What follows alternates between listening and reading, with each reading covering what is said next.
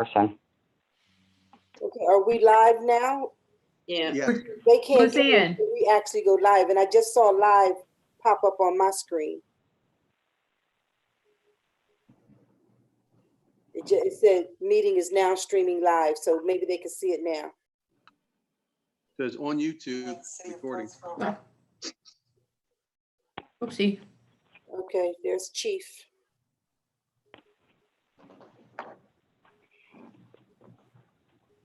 City of Coatesville live.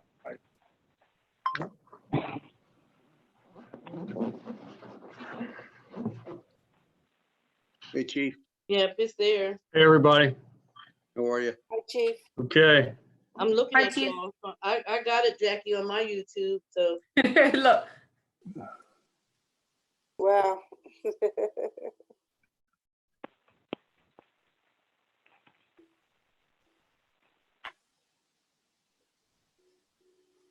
Hello, Tony. I'm here. The resident just said, no, they can't find the live feed. if they put in, I just typed in the city of Coatesville and it comes up with the city emblem and it says live. Yeah. She's Miss Jack- correct. If you're texting, I'm gonna send you the link. No, just tell them to do City of Coatesville on YouTube and just hit Search. City of Coatesville Yeah. USA and it comes right up. Yep, it's right there. And it comes up with the city. Also, emblem. keep in mind, everybody, that we are live. Right. Yeah. Yeah, we are. If you're texting, I'm gonna send you the link. See? Just tell them to do City of Coatesville. Who's playing it? Donald folks. Yeah, I just got off. And it comes right up. It's right there. It's delayed. Okay, we are live, as Mr. Simpson Okay. said. So this is being aired right now. So Let's get started, 7:45. Is our president on? I think you're doing it. Okay. All right. Good evening, everyone. Good evening. Good evening, council and all of our residents who are able to be with us tonight. Thank you for joining us. Council just met in executive session, discussed personnel and real estate. Are we having a Ma- salute? flag? Madam President, I just wanted to Vice since we don't President. have, if I may remind you, should I just for the record, take roll? Since we don't have everybody, Yeah, I visual? was gonna get to that, but yes. okay. So I Um, move- Go ahead, Mr. Trio. Okay, this is roll call. Mr. Simpson, Yes, Mr. here. Foltz, Yes. Mrs. Hunt, Present. Miss Alameen, I wanted to say it. Present. Miss Lawson, I'm here. Mrs. Green, Yes, I'm here. Mrs. Lara Norris. Will she not be attending? She Okay, will not be joining us she will for, not be attending, okay. Understood, thank you. Okay, thank you, ma'am.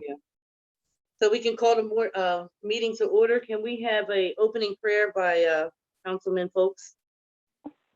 Yeah, let us look to the Lord. Dear Heavenly Father, once again, we just come saying thank you. Lord, let us do business for the city. Let us do it right. Lord, touch the city as a whole, touch the council, touch the police chief, the fire chief. Lord, touch the EMTs, and Lord, just touch the frontline workers. Lord, let us go in prayer, let us kneel, let us just help the nurses in the hospitals, Lord. Help them. In Jesus' name we do pray. Amen. Amen. Amen. Amen. Thank you, Mr. Folks. Mhm. Thank you so much. I tell you, it's a lot with those first front-end workers. I tell you, we gotta keep them lifted up.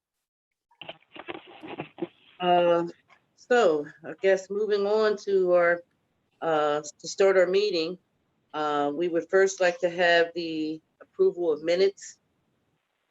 I'll make that motion. I'll second.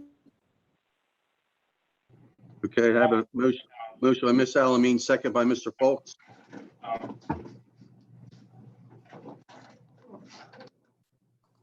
We have to say the pledge too. I was asking that, Marie, since we did not have a flag, so, We have a flag and bag of cheese. okay. All right. Well, let us have our salute to the flag.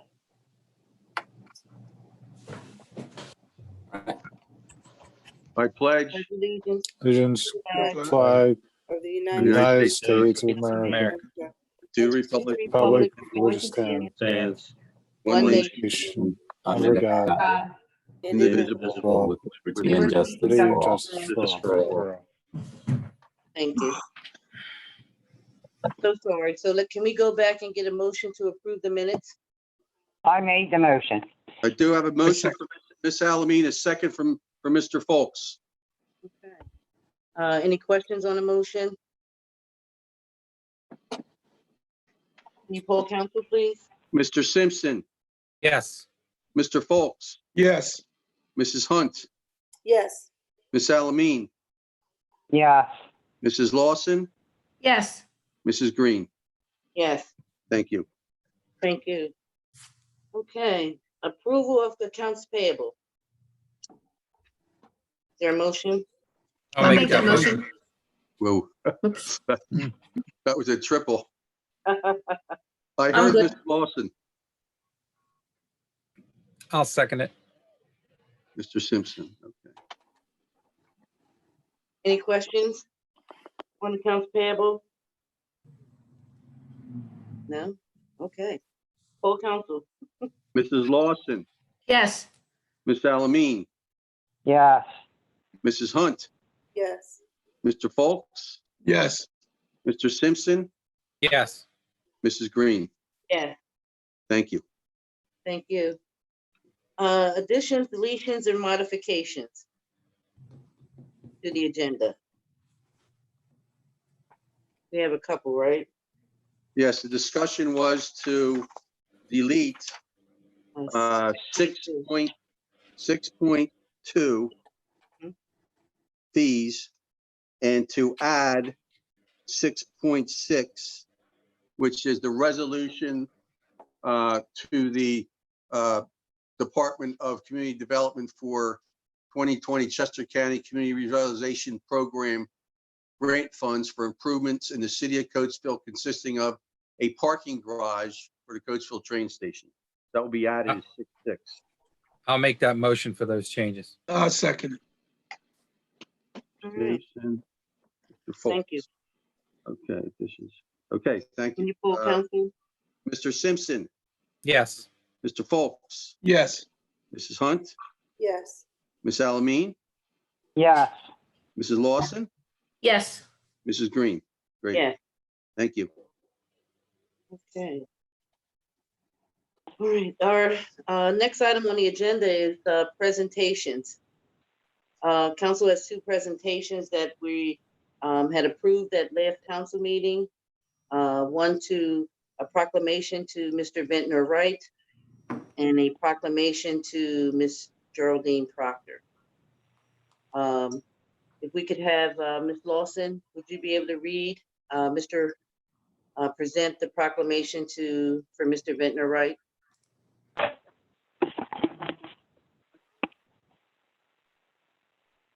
I'm pulling it up. Hold on one second. Ventnor, are you on? The proclamations are going to be delivered to them. James, what day is that? They'll be mailed after this evening. Miss Vice President Green, I'm ready. Okay, all right, Marie. is he Whereas even is- on? No, He may be, or the Wrights may be looking at it via YouTube this evening. Right.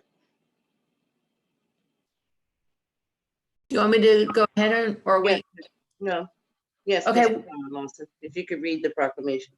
Sure. Whereas the city of Coatesville recognizes people who make an impact on and play a role in the lives of Coatesville residents And whereas Ventnor Wright is a lifelong resident of Chester County, and whereas Mr. Wright enjoys serving the people, and Mr. Wright is known for his professionalism, his heartfelt, gentle character, and his compassion when meeting the needs of people during life's most difficult times.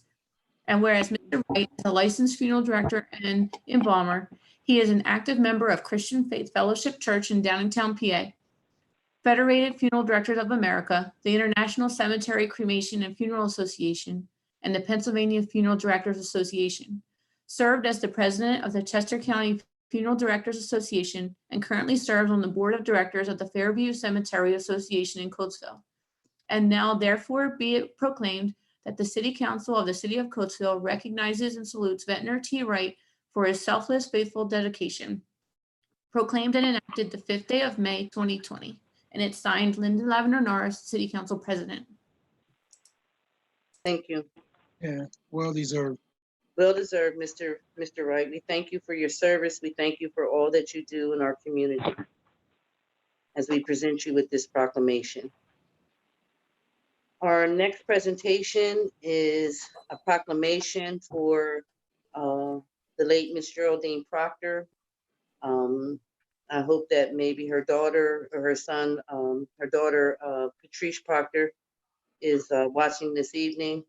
I really wanted Ms. Hunt to present the proclamation, but I'm gonna ask Ms. Lawson if you could continue and present the proclamation to the Proctor family. Yeah, I apologize for that. I can't bring it up on my phone to actually Yeah. see it, and the computer's not letting me bring it up. So I do apologize for not being able to present that. Ms. Vella, do you want me to share my screen or do you want me to go ahead and read it? You can go ahead and read it. That's fine. Okay. Thank you.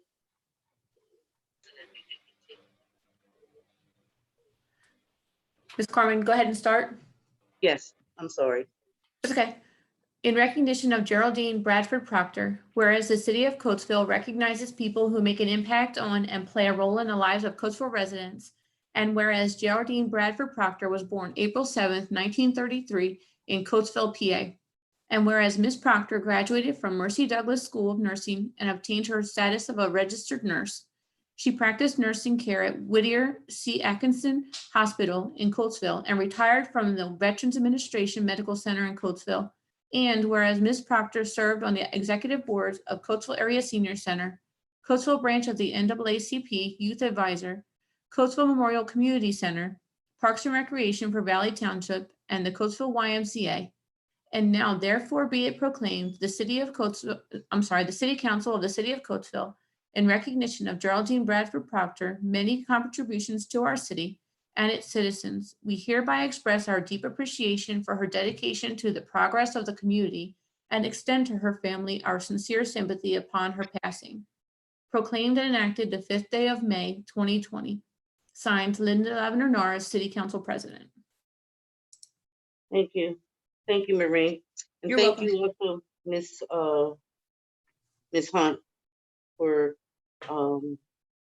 wanting to share this honor with Ms. Proctor. Ms. Proctor was a wonderful lady. She's done a lot in our community, and she's going to truly be missed. Okay. We are on to citizens' hearings.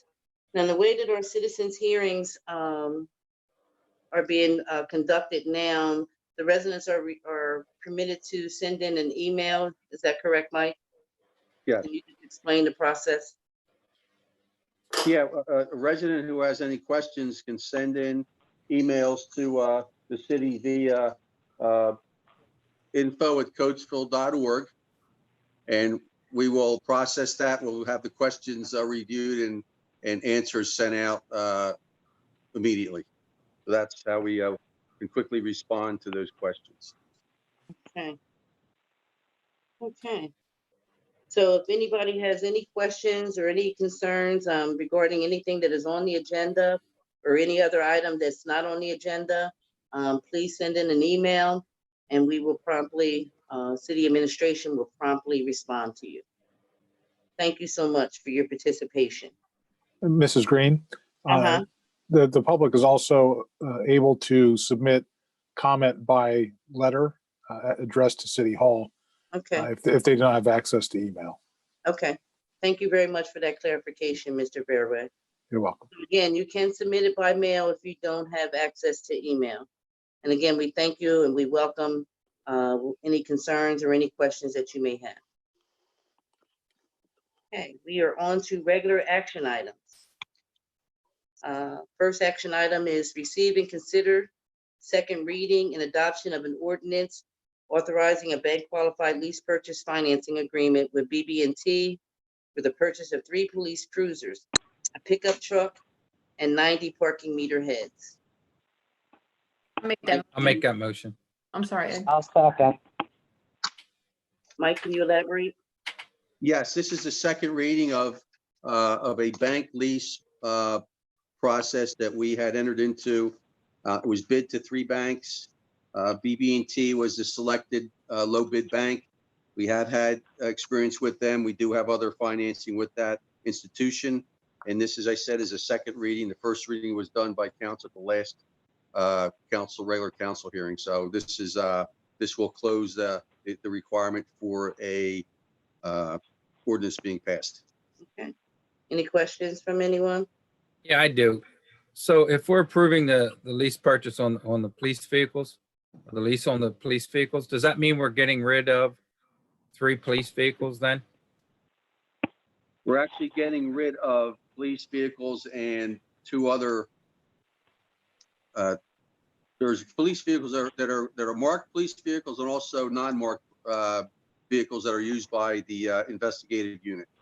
So I believe there's 6 vehicles that would be, or 5 or 6. Chief, can you give me an answer on that? I think we have multiple vehicles that are outside of not only the marked vehicles, but also some other city vehicles. We are including in the trade-in process the old Codes truck, the old Dakota Dodge truck, and also other unmarked SUVs from that were used by the police department.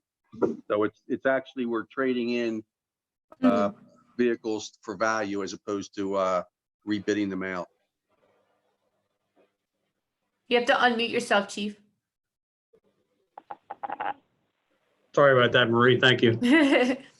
That is correct. We have 3 undercover cars that were originally provided to us through the county that have reached the end of their service life. So those 3 are being traded in. We also have the Dodge Dakota that was mentioned. That was the old Coach truck is being traded in. We have 1 marked car that will be decommissioned and traded in. 1 marked car that will be decommissioned as a marked car and turned into a detective vehicle. And then 1, the lieutenant's vehicle, which is a 2009 Dodge Charger, will be turned into a second detective vehicle. And then one of the new vehicles will replace that vehicle in the administrative fleet. So that's the basic breakdown of the new car purchases and the leases, rather. Yep.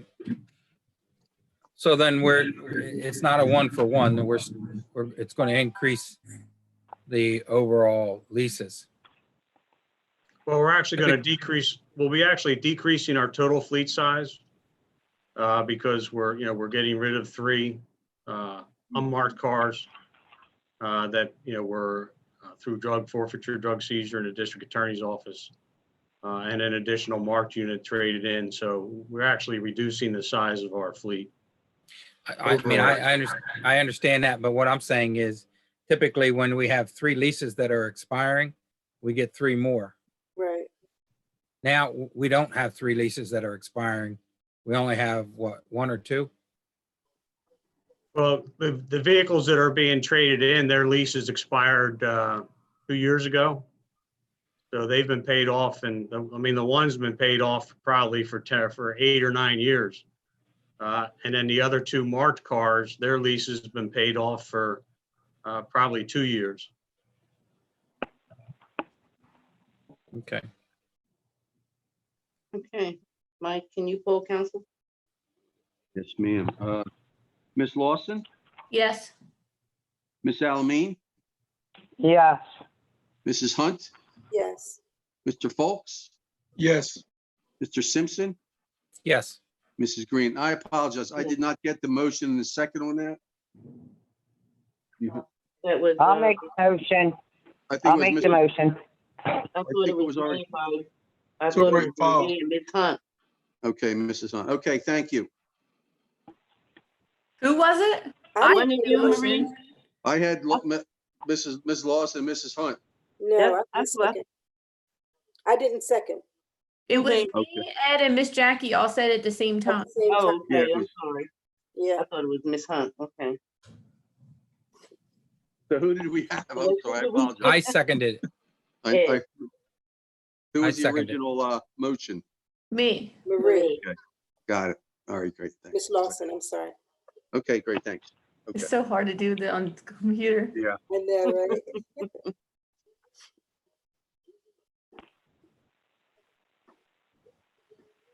Okay. That was done. We did the vote, so we're good on that one.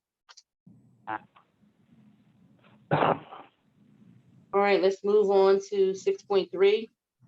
Receive and consider resolution on land development.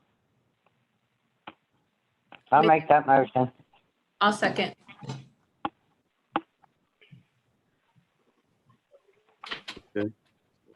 And Mike, can you talk about that? This is a resolution for the approval of the DEPG amended land development plan for the Gateway project.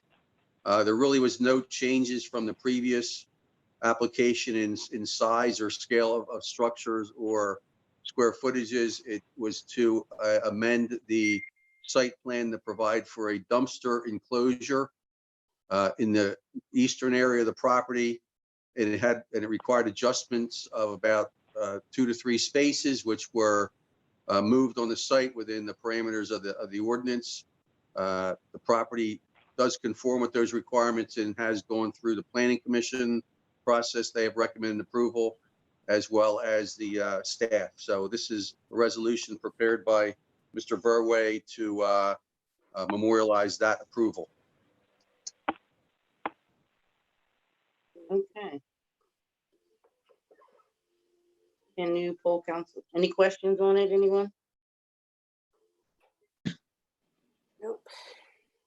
Mr. Simpson, Yes. Mr. Folks, Yes, Mrs. Hunt, Yes. Ms. Salamine, Yes. Mrs. Lawson, Yes. Mrs. Green. Yes. Thank you. 6.4. Receive and consider conditional offers for employment for part-time officers for the fire department.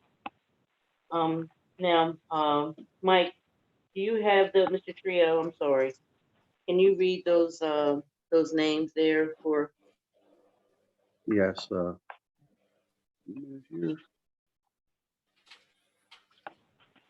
Mrs. Green, did you say 3 part-timers? there, I was quite sure that there were 3 names there. That's why I asked him to read them. The names that were provided to me by Mr. Alderman, Chief Alderman, first one is Joseph Marks. Mhm. The second one is Brian Rachko, Rachko. And the final name is Ty Weaver. Yeah. They have been approved by the Civil Service Commission for hiring.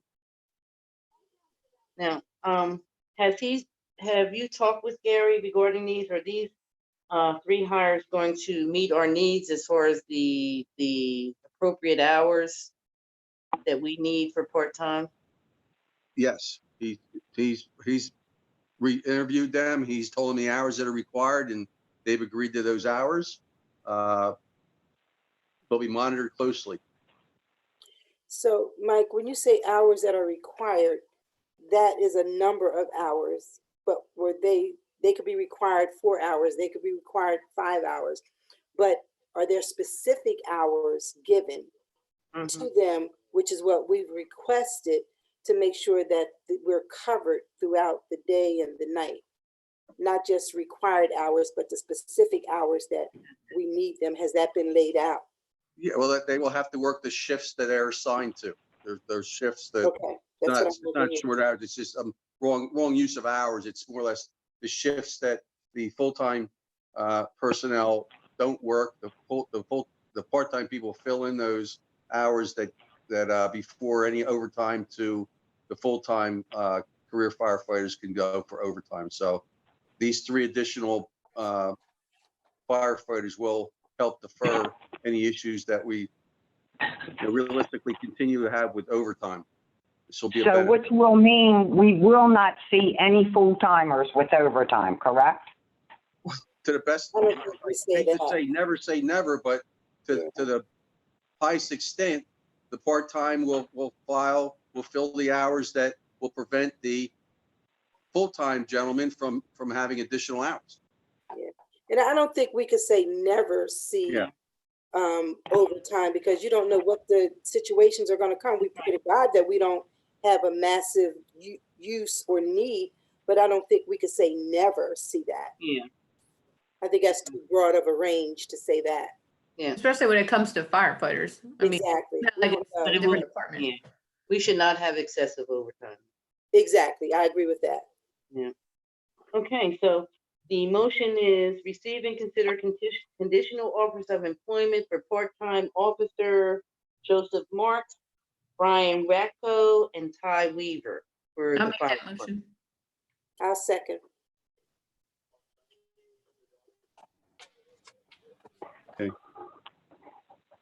Can you pull council, please? Yes, Ms. Lawson, Yes. Ms. Alameen, Yes. Mrs. Hunt, Yes. Mr. Foltz, Yes. Mr. Simpson, Yes. Mrs. Green. Yes. Thank you. Okay, 6.5. Receive and consider waiver from Pennsylvania American Water Company for the pavement impact fee in lieu of a full overlay and restoration of paving for water and sewer main replacement work scheduled for 2020. I'll make that motion. I'll second. And Mr. Trio, Yes, Madam President, Vice President. this is, I'm sorry, Vice President, promotion. This is a waiver that is requested by PA American Water, which actually is a good waiver. This is in lieu of a fee to be paid. They will actually pave our streets from curb to curb, which is across the whole cross section of the road, in lieu of what would be required under the base ordinance, which would just be a repair to the face of the road. So they are agreeing with this waiver that they would do curb to curb restoration. We will be monitoring that to make sure that they will complete any road reconstruction that's required under this waiver. Anything that's out there now that's been noted earlier previously, we will go back and make sure that we check to get that completed if it's not completed properly. But that's a favorable waiver for the city. Good. Any questions? Can you poll council? Yes, ma'am. Mr. Simpson, Yes. Mr. Foltz, Yes. Mrs. Hunt, Yes. Ms. Alameen, Yes. Ms. Lawson, Yes. Mrs. Green. Yes. Thank you. Mike, I have a question. 6.6, we didn't need to add that, right? Yes, we did add that. That was, But I'm that saying, I think we did add that in the but I'm saying we earlier. didn't need to, though, right?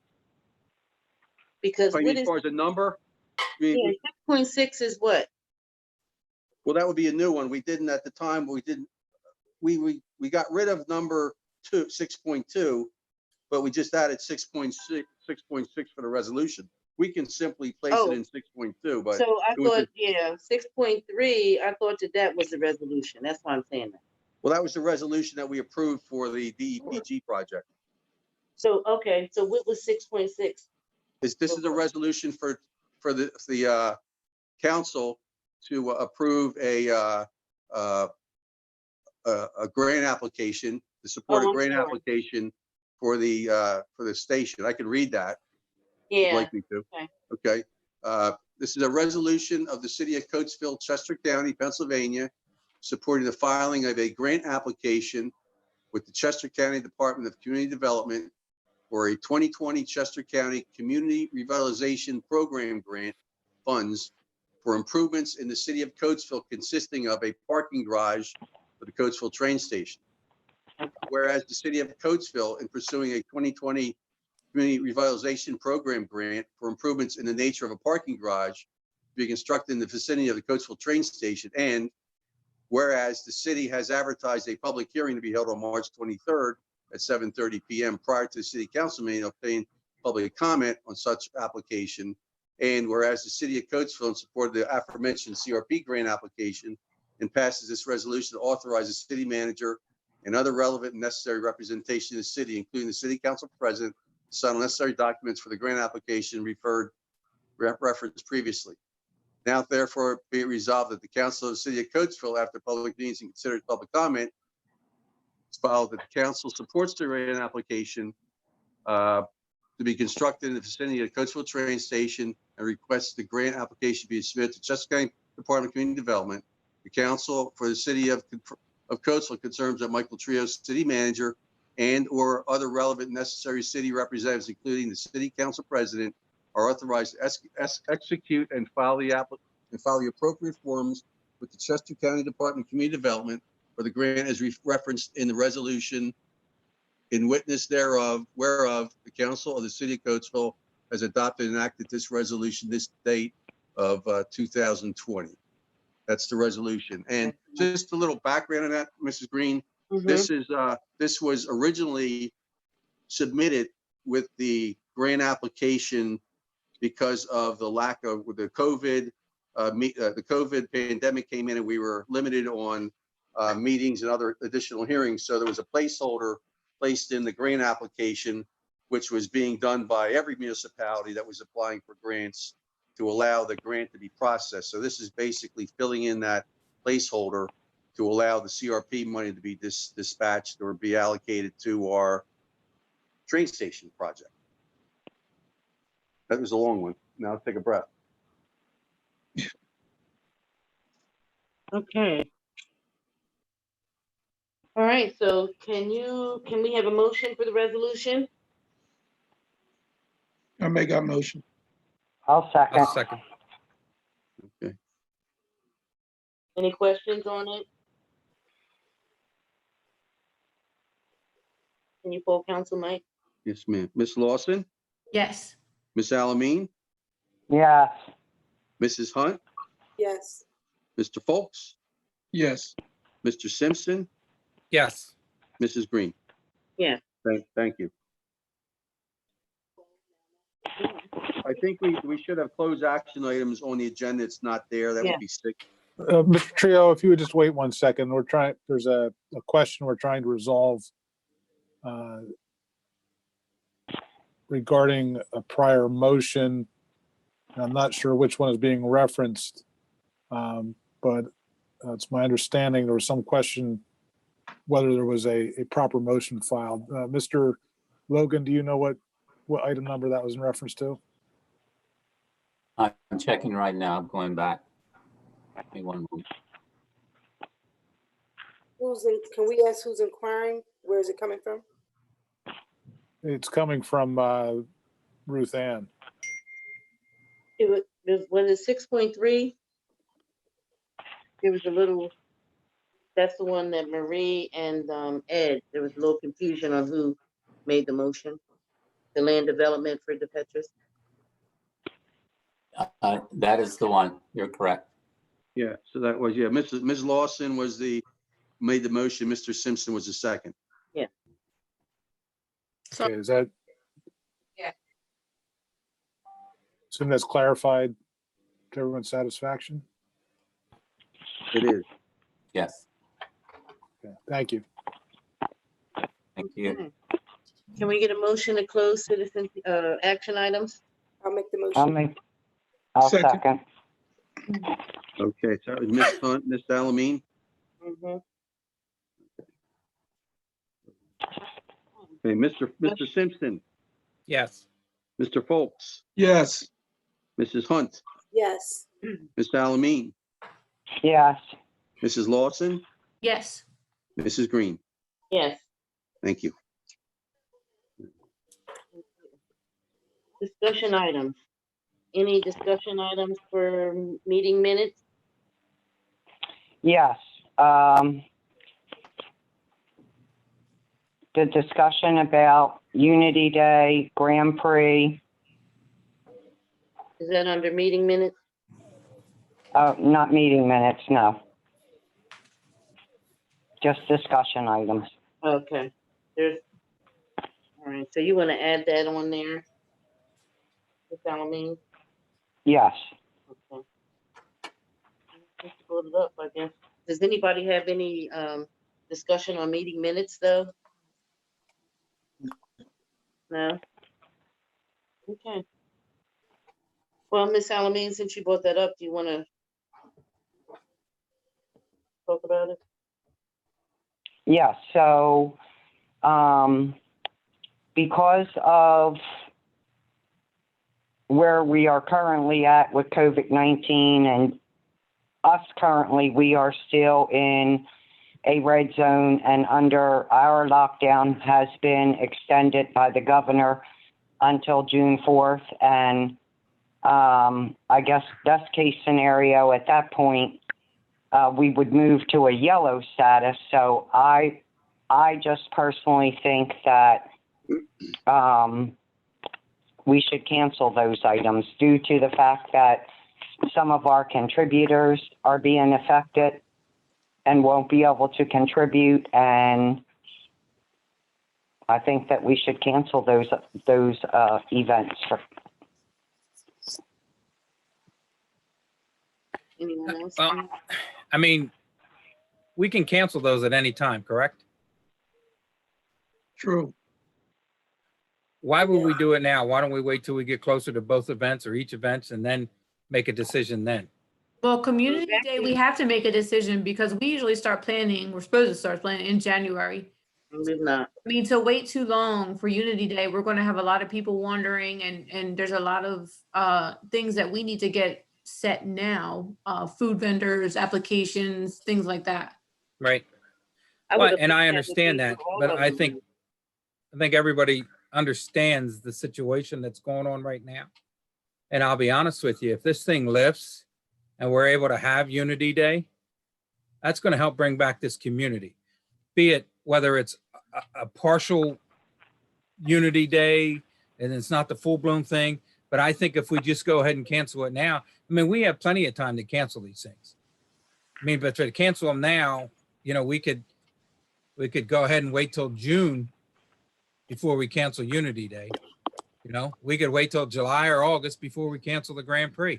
But I think A lot you of know, other but we're being premature. municipalities have already canceled their events. Yeah, but who's to say, you know, we have never been like every other municipality. We're our own We people. haven't, Mr. Simpson, but how, I agree with Ms. Dawson, for Unity Day, there's a lot of preparation that needs to go in place for that. And a lot of our contributors are sponsors and they're not able this year. So So if you're going to cancel Unity Day, then cancel the fireworks, because there's been some discussion as well. Let's just save the fireworks for later on. Well, no, if we're going to do one, we're going to do it all. If you're going to you're going to cancel Unity Day, we cancel fireworks. Wait a we minute, cancel Mr. everything. Simpson. But I think we're No, being premature in doing this. We would have to take a vote on that. The discussion on the fireworks that's right. So we would take a vote on each thing prospectively. So the discussion on the fireworks was by Council President, and she said that maybe if we could not do the fireworks on July 4th, we could do them for New Year's. We have to also think about, you know, the crowds that come along with these events. Up till June 4th, we are still in the red zone. So that would give us a month. And you have to go from red to yellow and then to green. So I don't see how we really have a whole lot more time to cancel and or postpone Unity Day. That's just my personal opinion. Well, I'm just saying is we got plenty of time to do it. we've created Unity Day around the fireworks. The fireworks have always been in, that's the main thing that's always been around. We created Unity Day to bring more.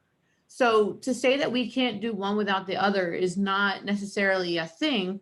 We've always done the fireworks. We can still do some sort of fireworks. That's why we don't want to take it out completely, whether it be July 4th, New Year's Eve, whatever. But if we make a decision about Unity Day, because we can't possibly pull it off professionally and we would never want to do anything that embarrasses our city. So I think to not be able to do it the way that we know how to plan that after doing it for 5 years, I think that's a professional decision that we have to make as a council. But And I understand, and I get the all that. fireworks. All I'm saying is they're still a couple months away. All this is still a couple months away. We don't know what the outcome's going to be. We don't know where we're going to be. We don't even know where we're going to be a month from now. But let even if alone we 2 or moved 3 to months. yellow before July 4th, we don't have the would have a vendors group set of up. 25 or more. So I think the responsibility falls on the city then to make sure that we don't have crowds gathering in Gateway. So I think there's a lot more discussion that has to happen with Right. logistics and things like that as a city and the liability that would fall on us. Well, What's why don't the- we why don't we do this? Why don't we go back to the respective committees and let them discuss it amongst themselves? And then they come back to council with what their recommendations are. Yeah, because I don't see Unity Day happening. As far as large crowds, because it bring a large crowd. I'm not going in a large crowd. I And don't care nor am I. if we're in green. It's just, you just don't know what this disease to do to you. And, Right. And the fireworks, Unity Days always brings a ton of people. So Let me ask you this about the committees. Are the committees meeting right now? Is the Grand Prix committee still meeting? Like, are all those things still being planned? Yes, there's a Grand Prix meeting this Friday to discuss this exact issue right now. It's good to know. Mhm. Has there been any Unity Day meetings, Mr. Logan, since your last one? No, actually, I was going to send out a notice this week or early next week, because we had some discussion about it. But again, it's as Councilwoman Lawson has just stated, we need to have more discussion on it. Okay. But I mean, everyone's making some very good points. We don't know where we're going to be, but I mean, I am the kind of the point person on the fund development, and that part has slowed down tremendously. So if we're going to discuss it, then we need to discuss it quickly. it's true. Mhm. Are we able to have a special meeting called with council once the committees meet and gather all their information? Are we able to have a special council meeting to discuss it so it doesn't linger on if we get the go ahead to cancel or if we're going to move forward? Well, we have another Before- meeting in 2 Before weeks, our right? next Good, good. meeting, that's what I'm asking. But it would have to be a public meeting. We would have to, Right. Yeah, I don't think we'd have to have a special meeting because we're meeting in 2 weeks, right? So you think that would be enough just to I think meet that on- would be enough of time. Would that be enough time for you, Mr. Logan?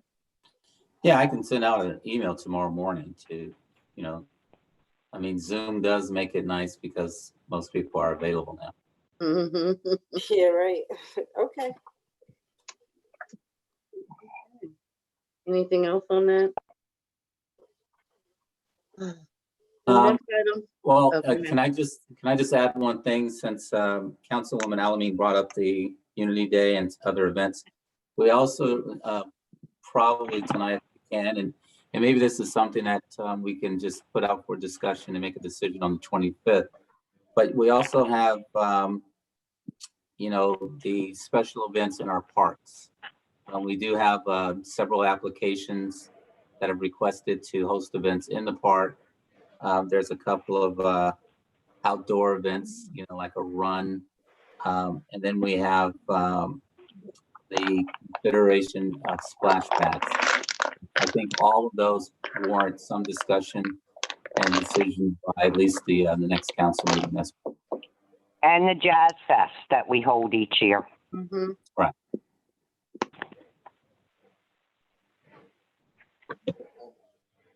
Okay. Our next item for discussion is the protocol for proclamations. I know, Mr. Logan, you had you had some information regarding that you wanted to share. Is that right? Well, yeah, I was, just kind of looking at, what the definition of a proclamation and who you can give it to. And I actually, I had our solicitors comments for it as well. And the definition of a proclamation, I mean, in terms of who you can give it to, you can pretty much give it to whoever you would like to give it to. Mhm. But I think the framework of them are designed to give it to individuals who have contributed and offered and participated in various things in a community that would warrant a proclamation, whether good works, community, building, advocacy, volunteerism.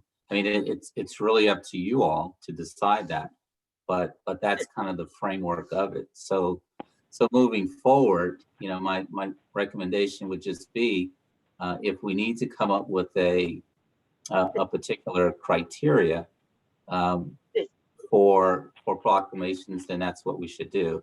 And then if we have something for something else, like a letter of recommendation, letter of acknowledgement, other stuff, condolences, all of those would fall secondary to a proclamation. I might still have all of those on my laptop from like 2008. I mean, 2014. Okay. We certainly have set those parameters before. So Yep. it's not something new. We did set those parameters. Yeah, we did. Well, And just like tonight's proclamation, for me, I mean, the proclamation was, I thought the original proclamation for Mr. Wright was for the passing of his mother. Well, not And it for sounded his like the mom, proclamation was yeah. recognizing him. Yeah. And I don't know if that's necessarily fair to all the other funeral homes that are doing the same things during this emergency. And I think that if we did it for him, we're going to have to do it for the rest of the funeral. Well, we've done it for Miss Hunt's funeral home a couple times. We've given her proclamation. I've received, We've given her a let's couple just go proclamations. back, and I've received personal proclamations. I've received letters of acknowledgements, yes. We received an actual proclamation when we opened the business here. But I'm not even concerned about myself receiving a proclamation. I sit here on council. I know the hard work that goes into it. But I do agree with Mr. Simpson. If we're acknowledging, we have 4 funeral homes in this city. It wasn't for the funeral home that we. Wait a minute. Mrs. Green, can I speak on that? Because I'm the one that asked.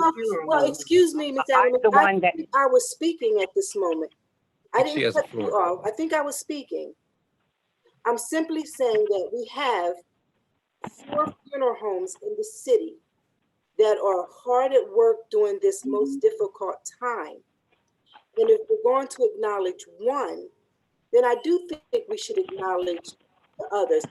You can exclude me, but I think we should acknowledge Mr. Harris, and I think we should acknowledge Ms. Wentz, because everybody during this time is going over and beyond. And when you put it fairly, if we talk about what we just did, it first came across as a recommendation for a letter of condolence, which I'm 100% in agreement for that. And then now it turned into a proclamation for the services that you're giving during this time. And that's great, because he is doing a good service, and so are the other 3. So Mrs. Hunt? Need to take time and reference the other 2. Take me out of the equation. I sit on council. I don't have to have that. Take me out of it. But I do think we need to acknowledge what Mr. Harris is doing, as well as what Ms. Joy Wentz is doing, because we're serving. And I do think we should do that. That's all I'm saying. Okay, well, wait a minute, Mrs. Green. I'm the one that made the motion for the proclamation. I did not do it because he's a funeral director. Yeah. I did it because every time the city has a function or a nonprofit has a function and they go to him, he's always a contributor. He was a gold sponsor for Unity Day last year. I suggested it because of what he does for the community barbecues that he gives every year for the whole community. Anybody can go. He provides all the food. He does it in that gated area across the street. It had nothing to do with the fact that he is a funeral director. So let's get that corrected, because I'm the one that made the motion. It was not because he's a funeral director. That had nothing to do with it. It is because who he is and what he has contributed to the city. And that's awesome. I applaud everything, because we've done the same thing year after year, many years. But it's not a And it is hard comparison. work. It really is not. It's hard work. It's a lot of energy. It's a lot of money. It's a lot of time that go into things. But I do believe one of the communications that came across acknowledged the fact of what he's doing during this time. And I still say, if we're doing that, then we need to take time and send a proclamation to Mr. Harris and Mr. Wentz. Well, I don't Well, know that's- who put the That's proclamation. not the reason that Yeah, I don't know who I put it asked. together. Okay, have we taken time out to find out what Harris's are doing? Have Here, we taken that- time to that's- find out what Mrs. Wentz is doing? Time out. We I'm can't not. just rally But around people But we just didn't because we rally know around them them. for that. Can we just just because back we up? know them. We can't do that. It has can- to be across the board, because It is- there's a lot of people, businesses that are doing extraordinary things in the community just because. And I we felt don't that know them Mr. White was. personally. If you feel that there's somebody, then nominate them, You have- bring it exactly. up in a discussion to give them a proclamation. Yes. But And- nobody's going to take away or change the reason that I asked for Mr. Wright to be recognized. Has nothing to do with the fact that he's a Yeah. funeral director. It's not And a when you brought comparison it to our attention, Mrs. Hunt, of people that you wanted to receive proclamations, then a vote was taken and they received a proclamation. I'm not trying to take away from anybody that does anything for this city, but I'm the one that made the motion, and we're going to keep it to why I made the motion. It has nothing to do with him being a funeral director. If there is somebody special in this community that you feel that they have went over and above in their call of duties, and there are many that fill those shoes, Okay. then bring it up in a discussion item and we'll vote on it. It's that simple. I think that proclamations, again, if we read the charter and you read the definition, if council sees necessary or a council person has someone that they feel that they want to nominate or to present a proclamation, then it is voted on. I know that we've had a tendency to give proclamations at funerals and things of that nature. One of the things that I thought that we should give people a proclamation for someone's funeral, they don't get to realize how important they were. Whereas if we give it to them because of what they're doing and how they're doing it and showing our appreciation, our gratefulness for their community service, that's what it's about. It's not about comparison. It's not about targeting a certain kind of business. This was targeting an individual. And I think that when they put together the proclamation, that's the business that he does. But my reasoning for agreeing for him to have the proclamation had nothing to do with him being a funeral director. And I think that that's admirable. And I know that the funeral directors are under things are different, and they're all working very hard and subjected to a lot of different situations and scenarios right now. But that was not the reasoning for it. And I just think that, this was a gentleman that was acknowledged, and everyone, you can bring someone, I can bring someone, we all can bring someone to the table. And if council feels that they're worthy of a proclamation, it's not as though, there's, it's costing a lot to do that. It's just acknowledging people for their goodness and their community service. And it goes a little bit above a certificate, and I think that, and that's why I felt that, different ones were deserving. And the discussion tonight was not to discuss and debate on the proclamations that we gave out already. It was just to lay the foundation, and that's why Mr. Logan did the research on when, why, how are proclamations given out. And they are at the discretion of council, and we vote on them, and like we've always done. And if we feel that, you know, that person deserves or that organization deserves one, we give them one. That's how I feel. Just got to make sure that my concern is that we're consistent. We are trying to be. We're not consistent. Well, I try to be. And I remember not too long ago, and I'm bringing it up. There was a group that presented to us. They wanted certificates of acknowledgement for a group of young ladies that were being honored. The vote it failed because it was too many ladies, too many young people. Just give it to the person that was organizing it. But then you had another group of cheerleaders, which was almost 3 times the number of ladies that the other organization wanted to honor. And we gave every single one of those young ladies a certificate of appreciation. Yeah. So I'm just saying we have to be consistent across the board in what we do. Exactly. That's what I'm saying. So we don't find ourselves being, you know, somebody coming back on us, well, you did it for this one, but you didn't do it for that one. Well, let's clarify that situation. Set the parameters. That's when we set the parameters. Let's clarify that. Do it. Let's clarify those scenarios. The reason we gave the acknowledgement to the organization, because this was not something that the city was not having an event, or the city was not acknowledging them. They contacted the city. They were honoring these ladies, and we gave a certificate to the organization honoring. See, it was different. The city was showing appreciation and gratefulness to the young ladies for their achievements that they had with the cheerleading. See, it was 2 different things. Now, if someone hold on, let me finish. If someone is having an event and say they want to honor me at their event, and they contact the city and say, I would like to have a proclamation. I think that the proclamation, they're the ones that are honoring them. So the city giving a proclamation is going to take away from what they're doing. The young ladies was something that the city was acknowledging our kids for an achievement that they made with the states, with the cheerleading. The other organization, we gave it to the organization who was honoring the people.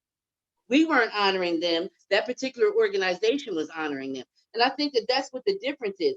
If someone is having an event and they're honoring people, and then they come to the city and want us to participate in that by giving a proclamation, I think that that takes away. I think that all of our proclamations should be given out at our council meetings, because they're from the city.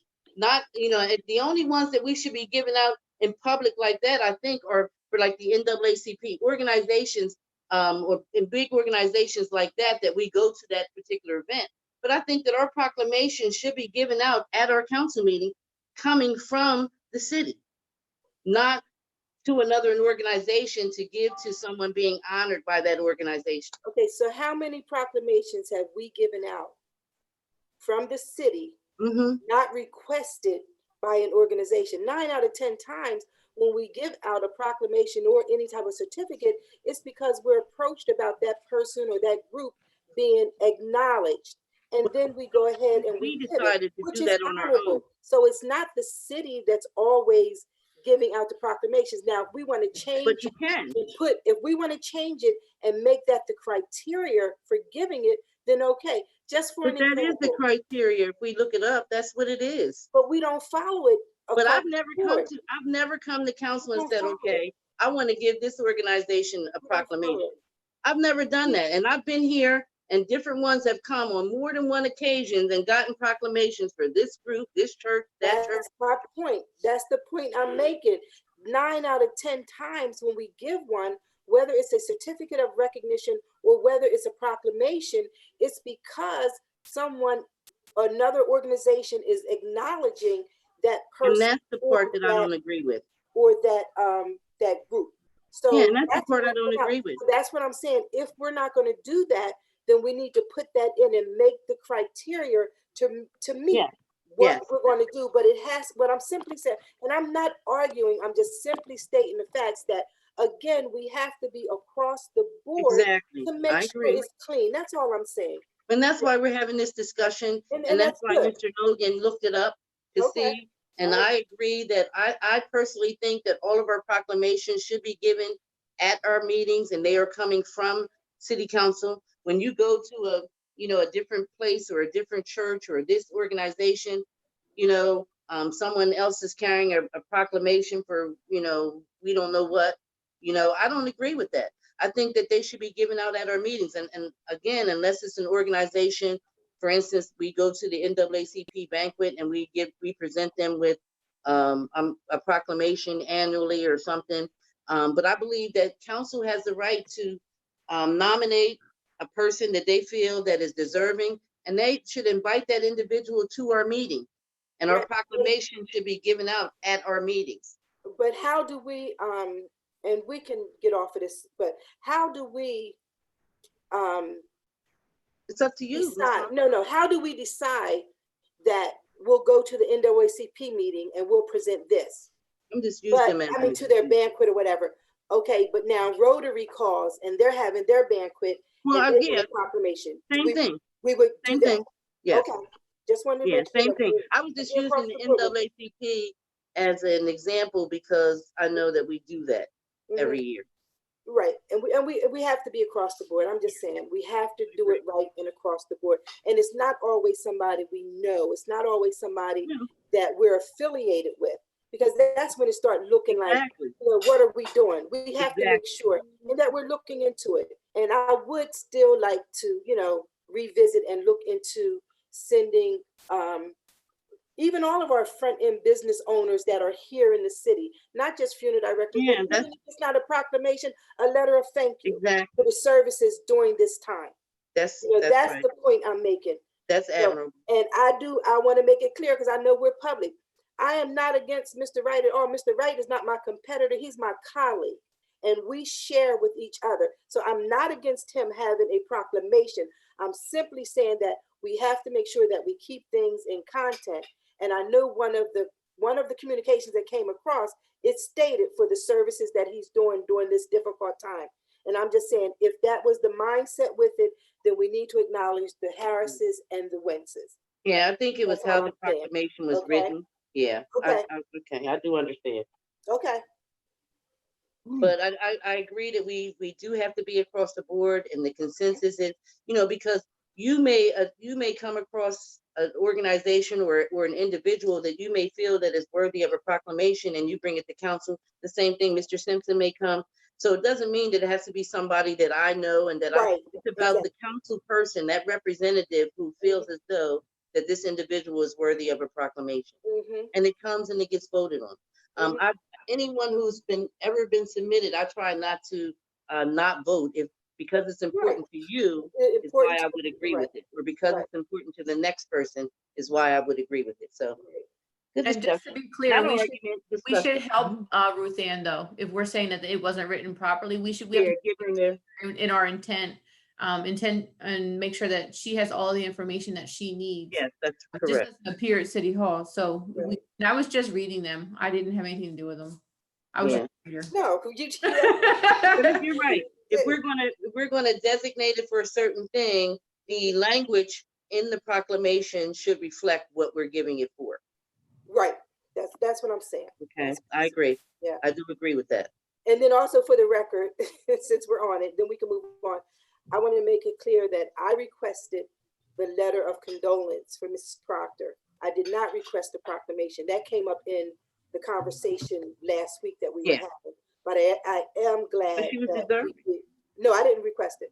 But No, I said she was deserving though. No, you she did was, not. and that's what I was going to say. I'm glad we did that because she was deserving of that with her community services here in the city. Yes. And see, and that's where I was talking. I would love for people to get proclamations before that, you know, so that they would understand and know the appreciation that people and others see Absolutely. for them. So, But please, okay. Okay, good enough. Any other discussion? Hot topic. Hot topic. Every year. Every year, yep. All right, the next discussion item is the Pennsylvania American water rate increase. That's the hot topic. Hot That's topic. the hot topic. That's the hot topic. Mr. Trio, are you there? Did he go home? Oh, he's there. Unmute, Mike. Yeah. I'm here. Sorry about that. Can you Yes. just give a little background on this Pennsylvania American water rate? Yes, we received correspondence from PA American Water that they're proposing a rate increase that was going for the Pennsylvania Utility Commission, Public Utility Commission. And it's a notice of notification that they are raising rates. Generally, the rates will be raised in 2021 and 2022 for both the water system and sewer system. In 2021 for the water incremental increase per month will be $8.06 for the water, and will be $11.50 for the sewer in 2021. And then in 2022, the water increase will be $3.82 per month for water, and for sewer it will be $4.88. So cumulatively over the next 2 years, in 2021 and 2022, for the water and sewer, for the water increase be about almost 13% increase, and for the sewer increase over the next 2 years will be about 6%, just under 6%. So those are the two years of increases for both water and sewer in the city that's been applied to by Pennsylvania Water Company to the PUC. And So, Miss Lawson, Green, can you I? give us a date? Because we need to do something about this, and we need our residents to be involved. Can you talk a little bit about that, Marie? Ms. Yes, Lawson? ma'am.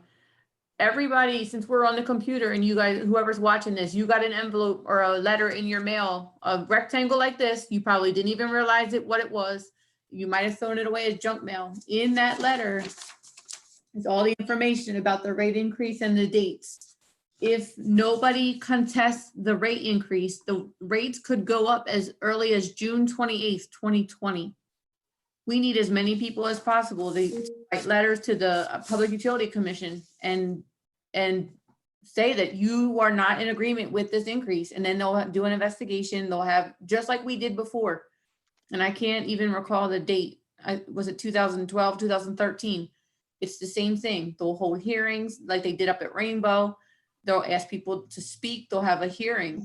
It is imperative that the people stand up and say, we cannot afford another increase. It's always the city of Coatesville. It's always us that have to bear the brunt of paying for that facility and other items that they want to pay for. We have water that does not taste good. We have an air quality problem in the summertime that they blame on humidity. And the residents of Coatesville know this. And we, in discussion from West End all the way over to Coach Street, you can smell it all summer long. Who can live like that? You can't even have your windows open. And it's all, and we just keep pumping out money, and our quality of life goes down. When you have to set your water out for 24 hours so it doesn't taste like chlorine so you can use it, that's a problem. So did you give the date, Ms. Lawson? I did, I'm sorry. Okay. Sorry. Yeah. So we need It's to act frustrating. now. It's frustrating because we're the Very people that we can't afford these Yeah. increases like this. No other company goes up this much. So we just want our residents to know that the city is objecting to this increase, and we will be objecting to the PUC. Is that correct? Yes. Anything else on the water rate?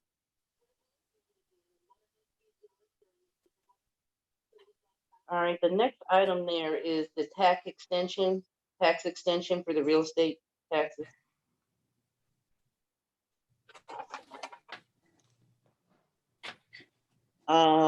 The governor did put sort of a moratorium up regarding property taxes in the state of PA. Normally, the penalty date is normally May 30th, and the governor made the extension until July 30th. So we just want our residents to know that that information will go up on Channel 66 tomorrow, Mike. Yes, and it's been loaded. It was loaded previously, I just found out. And for some reason, we're having a little technical glitch on that, but we'll get that fixed. So it will be airing tomorrow. We will also have it on our Facebook page and on the city website, but it will be also on Channel 66. And what that does is that it just gives you the opportunity to still pay the face value of your taxes without penalty up until July 30th, which is great. Anybody else have anything to add to that? Yeah, Or Is that also on our tax fees for the trash in the city? well, that's a good question, Mike. Well, a lot of, I don't know, because they're paid together. We'll follow the same, I think in discussions with the protocol with finance, we have more control over that than the taxes. So we can work with that extension and not, include any penalties. We will discuss that with Port Neuf and make sure that we don't have any trips on that. But that's consistent with the extension. Can I Yeah, ask you I a would question like- about the people who have, everything goes through their mortgage? It would all be paid. They're not going to hold off on it. They're going to pay it like normal, correct? They should, yeah. Mike, I would like to see though, with everything that's going on with the closing and everything, that we even delay. I know we delayed what we were going to send to Port Neuf, and we weren't going to send it out until March or April. Can we kind of extend that a little bit because people were out of work and are out of work? I think it's very unfair if we submit that stuff to Port Neuf right at this time. Can we extend that also? I think we added in the extra steps at our last town hall. Let's just see. I'll talk to Rich and see how we can work that. Yeah, because the extra steps were taking us, I guess, until like March or April. Is that correct? I believe it was that. Yes, I'd have to Yeah, check. but again, the shutdown occurred. People have been out of work since the beginning of March. I think it might be a little unfair for us to send that. Maybe we could consider extending that also.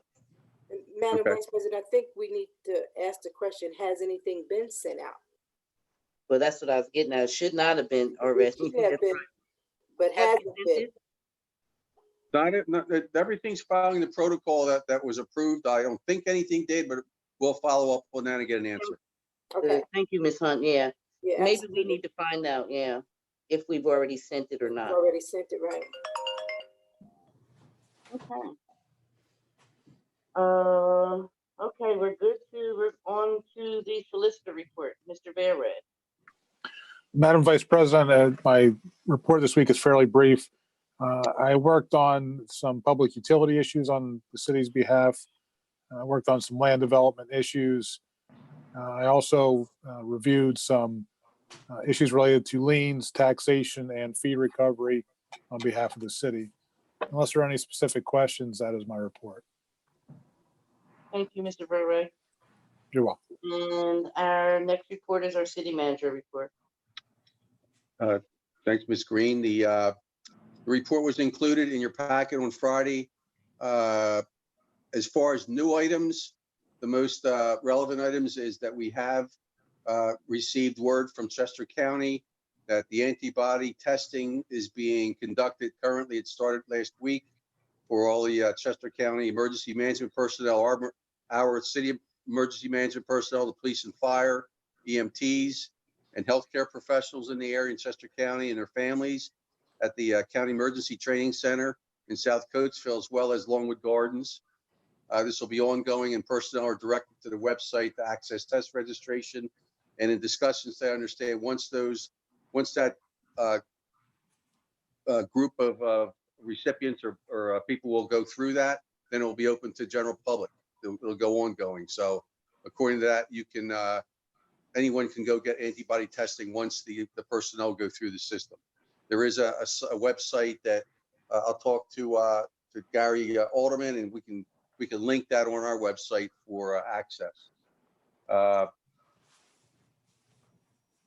As everybody knows, our red zone, our stay-at-home order was extended till June 5th. We're following that protocol here in City Hall. We are remoting about 50% of our staff and doing all the protocol systems that are required under the state and local county recommendations. One of our unfortunately issues happened on the 3rd, where we had a attempted, I would call it an arson at our police department. A subject was disgruntled because of a contact that had happened with the police department concerning a motor vehicle issue, and that person came back with some flammable liquid and attempted to light our police vehicles afire. So that was stopped very quickly by the department. There was very minimal damage to the vehicles. The person was apprehended that evening and was at last, I was discussing with the chief, was in Chester County Prison and was processed. So luckily that did not turn into a catastrophe. That could have been much more serious, but luckily one of our Corporal Injimi was on scene very quickly and was able to put out the flames. We have no reported problems on our curfew. It's ongoing from 8 p.m. to 6 a.m. Daily. We have seen some of the other municipalities do some relaxation of that time, and I think one of the municipalities that was doing the same hours actually extended to 9 p.m. So if council at some point feels we have some more compliance, we could adjust that time, but for the time being, we would keep that recommendation to be from 8 p.m. to 6 a.m. As far as any of the projects, they're ongoing. The parking garage was a subject for tonight, which we've supported a CRP grant for the continuation of the parking garage. So that is tracking through, and current schedule is to go to bid 4th quarter, and we believe that's still a reasonable time frame for that. Engineering and land development projects, the most active project right now, aside from the approved project tonight for DEPG Gateway, is the 190 West Lincoln Highway. 2 major things have happened over the last week or two. They have initiated the construction of the sidewalks today. They're working on Church Avenue on the west side of the property, as well as the corner. They will be proceeding down Lincoln Highway in the near future to finalize that, now that the weather's a little better and we can expect construction to move forward since May 1st. We have processed the engineering reviews. We have had a virtual meeting with the applicant on the application, and right now we have a virtual planning meeting scheduled for Wednesday night for presentation of the application to planning. So conceivably, we could be in council late June, July for action. Public Works has been able to help us solve an issue we have on Madison and Water Street. There was a blockage of a culvert system, which was causing some erosion, impacting a neighboring property. We did meet out on the site last week, and today Public Works actually got in there and did a lot of clearing of that area, and hopefully that improvement will increase the flow through that culvert and not result in any more damage or erosion. We are working with our engineer Cedarville to monitor that, and if additional repairs are required, that will be designed and installed. Some significant permitting may be required if that happens. Nothing to report on the RDA as of today. There is a new meeting. Our next meeting is next Monday night, and I believe there will be additional, either at least discussion, maybe action on the 3 applications that are before that. Other than that, we've been tracking in finance any impacts from coronavirus 19 on future revenues and future impacts for city finances, and we'll be working through that over the next quarter into mid-year. That's generally a high-level overview of my report. If you have any questions, I'd be glad to answer them. Yeah, I have one, Mr. True. Yes. We had talked a little bit about going to walk-up testing for the COVID-19 in the city. Has anything ever been resolved with that?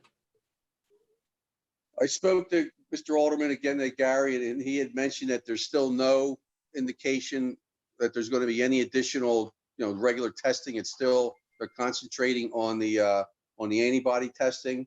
We're following up with the county. They do weekly conferences with the EMC, and Gary reports back to me. So as of this point, there's really no other walk-up testing that's proposed from the county that we have any knowledge of at this time. So short answer is no. So, but wasn't there talk of like doing something at Gordon? Well, that was the antibody testing. And that they actually located that at those two locations I mentioned earlier, at the Emergency Management Center, Training Center in South Coatesville, and at the Longwood Gardens. But That's only for what, first responders? Yeah. That was also the first discussion, the first phase over at Gordon originally. There was other discussions about opening it up, and I believe that's the same process they're doing now. As soon as they get to the point where they can open it up to all the public, they'll do that. But right now it's first responders. I don't understand how the wealthiest county in Pennsylvania can't afford to do that for the citizens of this county. Mr. Trio, Yes, ma'am. it isn't just for first responders. So let's say you work at one of the hospitals, but you're in food service or janitorial. Those individuals too can be tested. I apologize. I did have that in my report, that there was also and medical also, and family. if you can get tested, correct. Anybody that lives in the household with you can get tested as well. And so can the young ladies that are doing the private duty home health aides. They can get tested as well.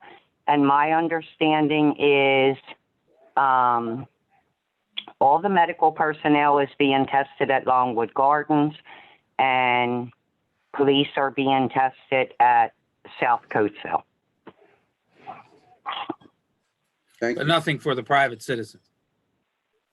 Not yet. And the reason for that, Mr. Simpson, I don't know if you were on the one call that we were on, or if you attend any of the town halls that the county commissioners have.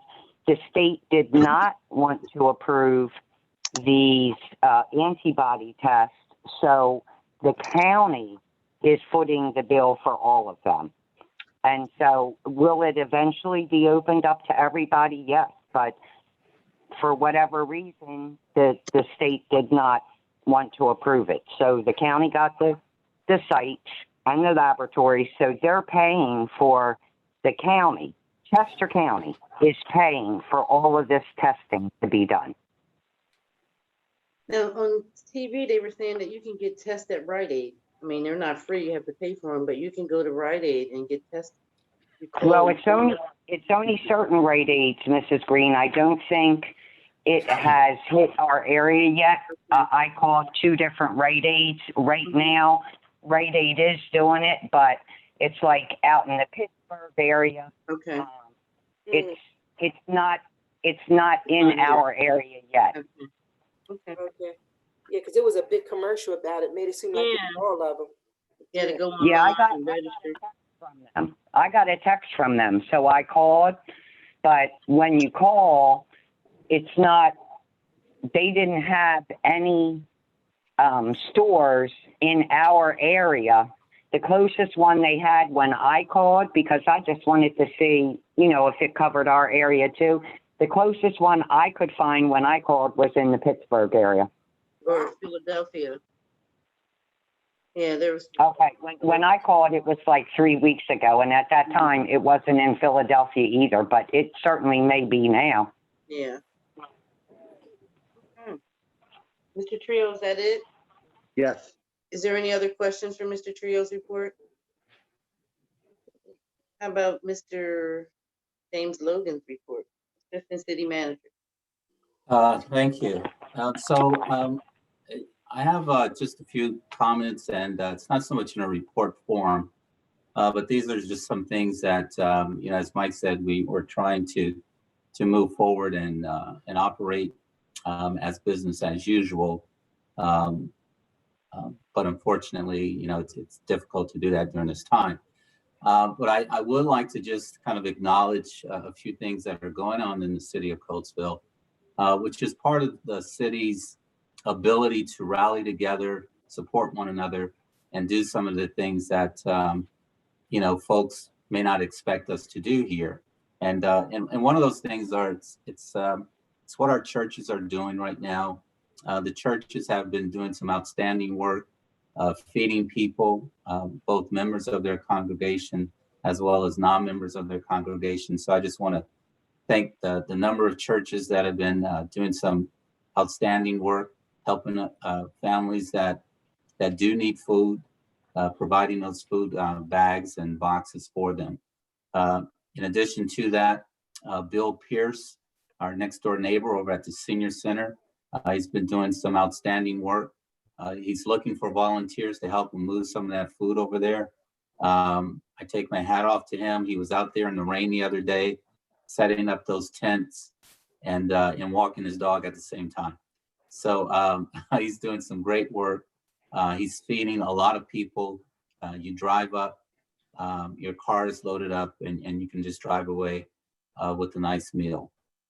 In addition to that, the Coatesville Area School District continues their lunch program, which the distribution, one of the distribution sites is right next door to us.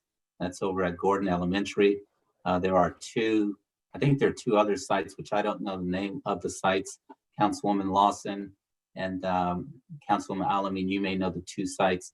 You want to share that with everyone? There's one in Modena. Mhm. Modena and It is South Coatesville, the training center behind Citadel Bank, and Chad's Ford, Longwood Gardens. No, we're talking about no, the distribution food for the school district. for the school lunch program. Oh, it's, I thought it might have been King's. Kings Highway. no, it's still the same places that they were doing before, but what they did was they're not there every day anymore. I think on Monday they give you 3 lunches, and then on Wednesday you go back and get the rest. They're just not, it's all of the same sites. They're just not doing it Kings every day. Highway or Yeah, Rainbow. I know Rainbow is one of them. Rainbow, Right. yeah. yeah, I think that's it. Yes. So want to thank them. The food bank is doing an outstanding job in the city, as well as CYWA. They're providing food as well. So we have some people that are doing some great things in this community, helping others less fortunate, or just helping others that are in need. One young man gave me a call today, Jose Colon. He is the owner of America's Finest Tire Service right on Lincoln Highway. He would like to get the support of the community to welcome him in a food distribution on June 6th. His company would like to donate food to our community, and it's something that's coming out of his pocket. He wants to give back to his community that has given so much to him and his family. And on June 6th, as I mentioned, he would like to do a food distribution. And he's also willing to provide some music to kind of take the load off of people as well. So this will take place near the gazebo area. I'll have more details for council members by the next meeting, so you can hopefully support this particular young man's willingness to give back to the community. So again, thank all of those individuals out there that do some great things. I want to thank our police department, our fire department, first responders, people on the front line. As I mentioned before, people that are working in Wawa and some of our mini markets. Thank you for, just being out there. Moving on to a couple of city projects. Mike had mentioned we have some grants that we've been working on. One of the largest grants that we're working on right now with Econ Partners is a bill grant that we're going to be submitting for the train station. This will help support the capital stack for the garage itself. Colleen Terry and her team has been working very hard in putting this together, along with Second Century Alliance and Forward Planning. So we're very excited to have them on our grant writing team. And moving forward, we're going to be working with them to identify some grants that are out there available to us because, one, we're opportunity zone, but we also just have, now I think we have the bandwidth to go after some of these grant monies to help with some of the funding projects for the city. So we're very excited about that. Public Works, Mike mentioned that they've been out working hard. Just want to tip my hat off to those guys. A crew of 3. Also, they're on the front line right now, working long hours, making sure that the city is clean and we're keeping it nice and healthy for our citizens and residents here. So a big shout out to the Public Works guys. Yeah. We talked about reopening and what that's going to look like for the city. And as you all know, we certainly want to reopen our community. We want to invite you back in. But until that time, it is very important that we stay close to the mandates. The curfew has been working, ladies and gentlemen. Wearing masks has been working. Distancing ourselves has been working. Let's not, turn away from that right now. Let's keep moving forward. Let's stay positive. If you guys see each other out there with masks, I still see people out there that are not wearing their mask and they're 2 feet from each other. You might be family members and that's cool, but if you're not, put on a mask, wear gloves, do whatever you need to do to protect yourself, because when you do eventually get back to work, we want you to stay at work. And that's the most important thing about reopening. As the city hall reopens, you're going to see some different looks of it. I won't reveal everything right now, but it is going to be different coming into the building. And we're going to be laying those guidelines out in the coming weeks. But we are excited that at some point we will be reopening, but we're not going to do it prematurely. We want to make sure that we are in compliance with the state and the governor and our county, and more important, for your health and safety. The last thing I just want to talk about are some of the city signs that you'll be looking at in the future. We will be investing in signs for our parks because our parks will eventually open, but with the parks being open, there's going to be some new guidelines. You may have to wear a mask. You may have to bring your own hand sanitizer. You may have to use our garbage cans. That's a concept. But all of these things, that was a joke, you guys.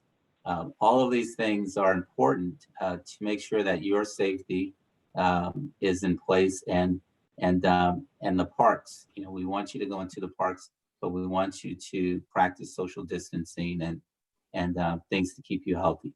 We want you to enjoy the outdoors, but we want you to be healthy in doing so.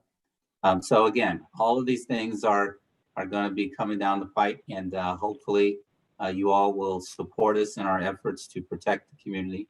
And we just look forward to this in the next several months. That's it for my report. Thank you. Thank you, Mr. Logan, if I could, for Yes. the encouragement that you give them. to our I'm sorry. residents. yeah, hey, ahead, Mrs. Mr. Green, Simpson. I have a question. Mhm.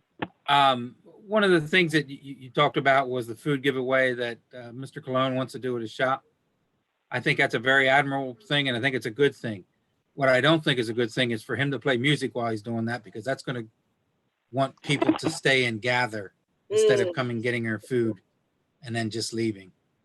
I'm worried if they play the music, it's turning into a party and now the food giveaway. So, I mean, that's just my personal thing. And I don't think that music should be played, but I think the giving away the food is a very admirable thing to do. And I encourage that, but I can't see playing the music while that's happening because it's just going to encourage people to stay. All right. Thank you.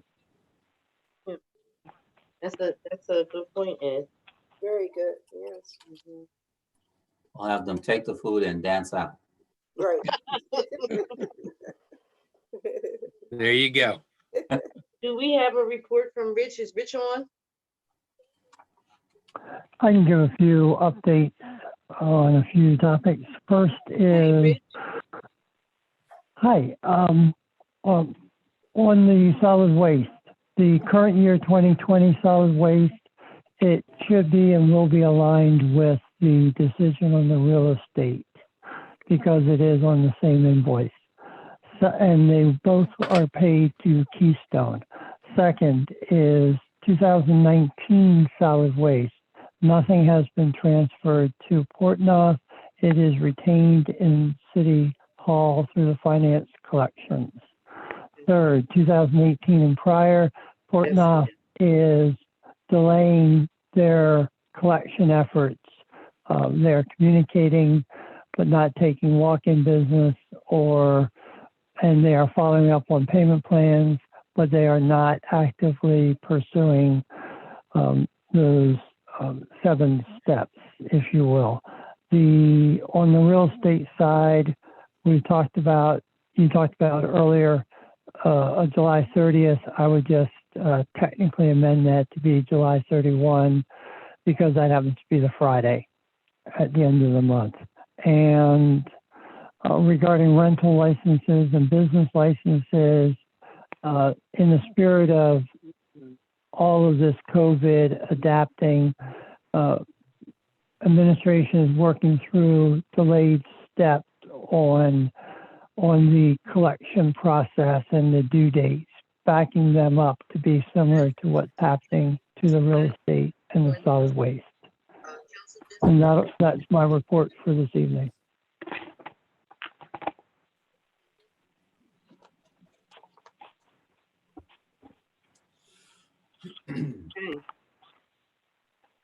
Okay. All right. Next we have, again, just to reiterate, any citizens hearing or citizens comments can be made in writing, or they can be made by email. When you submit the comment, the administration will get back to you in a timely manner. Hi, friends. It's Auntie Cuckoo, and today.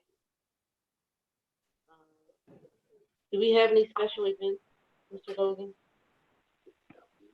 No, not at this time. Okay.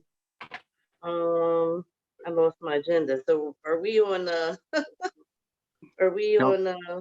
Council comments. council comments? Okay. Mr. Simpson? Well, I just want to thank everybody for tuning in. Just don't tune in and tune out like they did back in the day.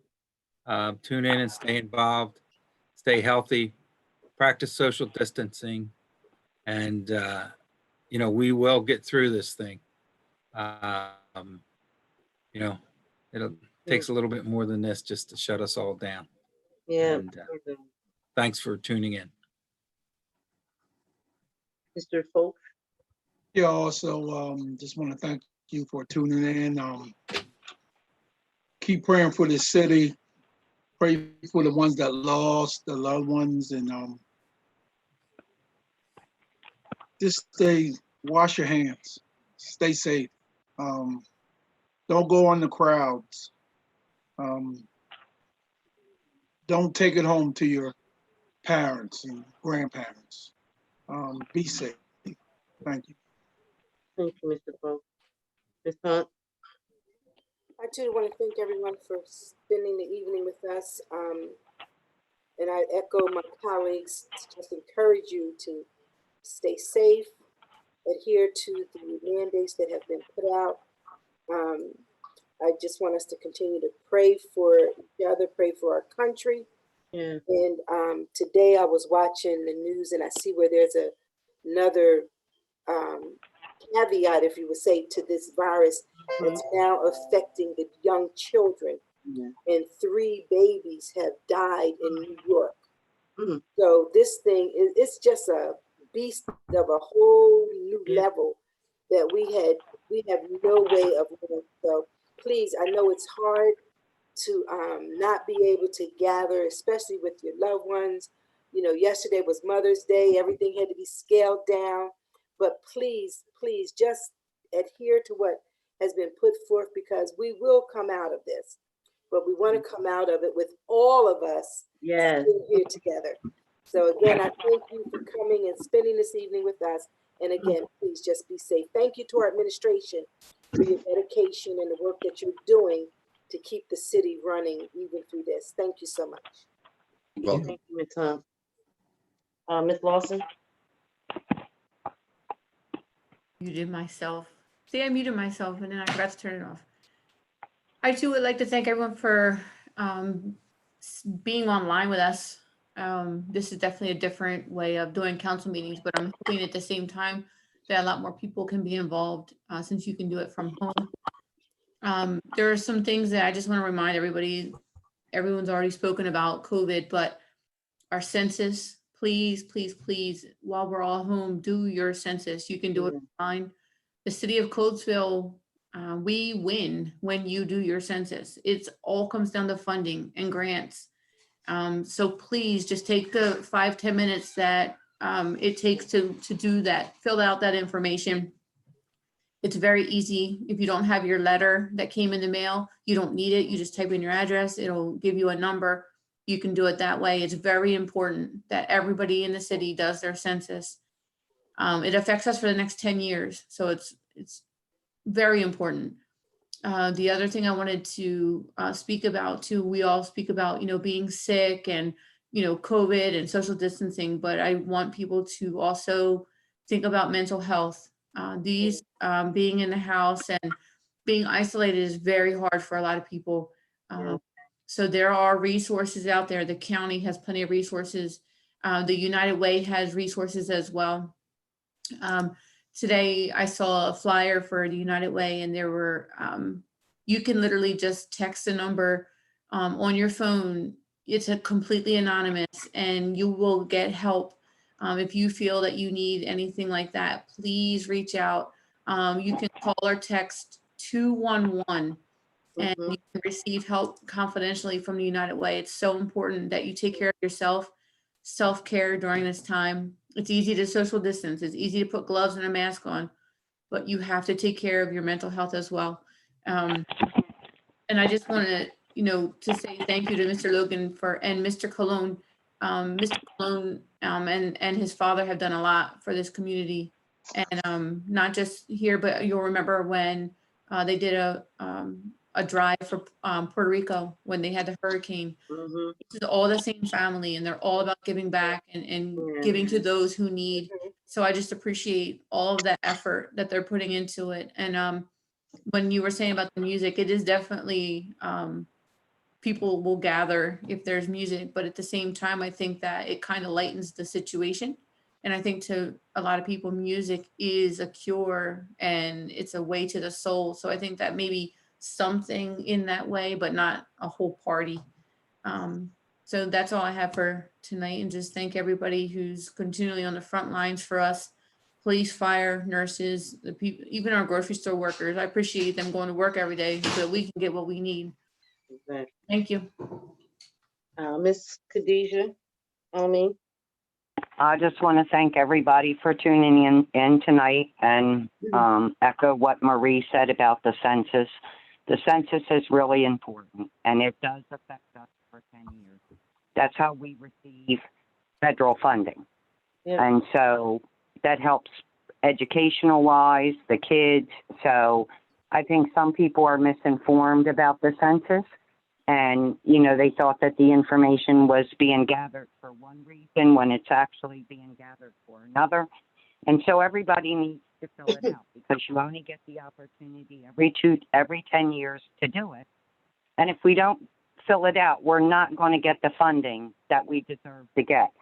Also, I agree with Mr. Colon's food giveaway. I think that's phenomenal, and I am for it.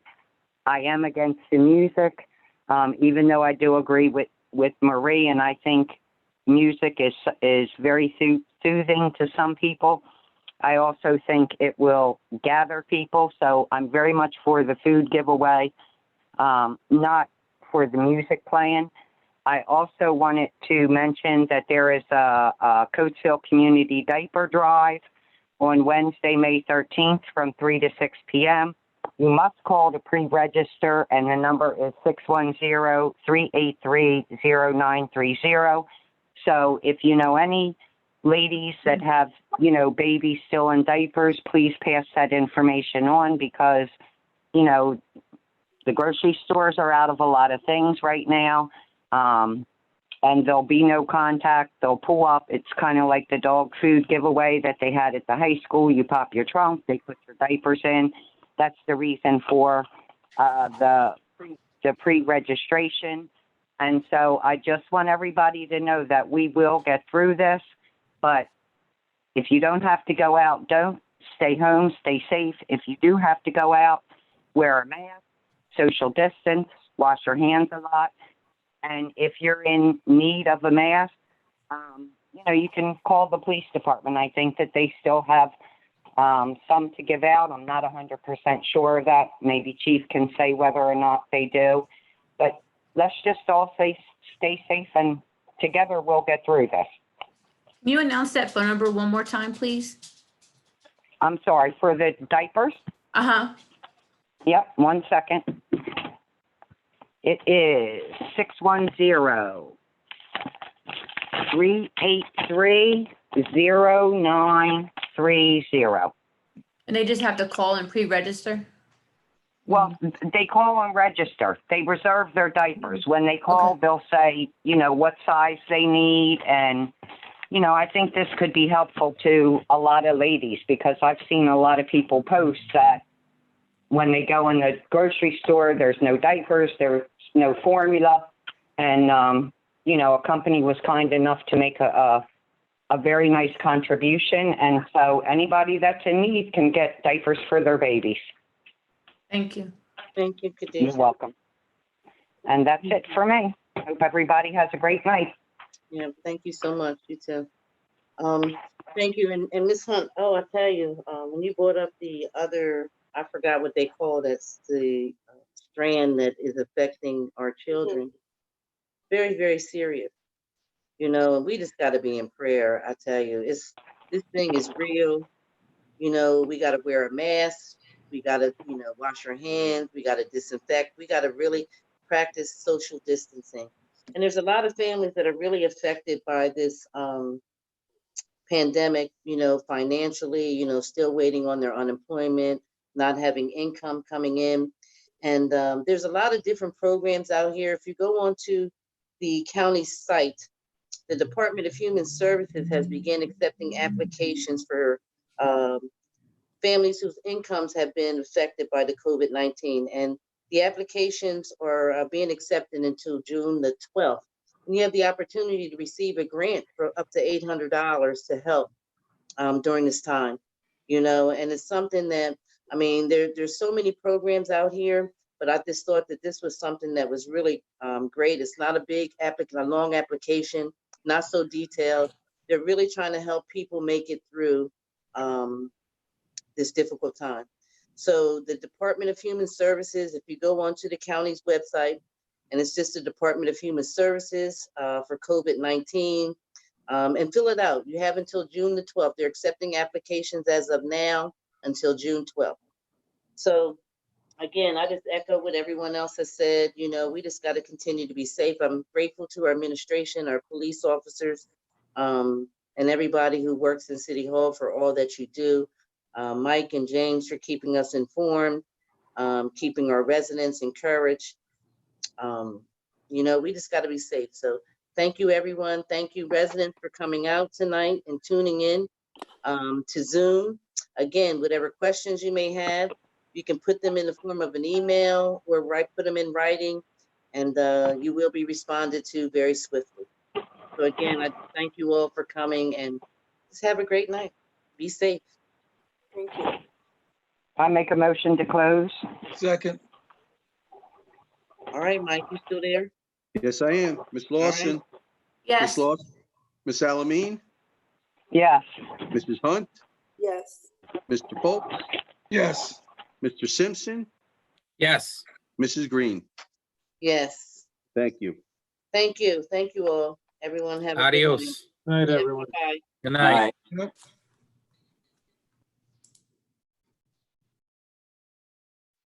How you turn, oh.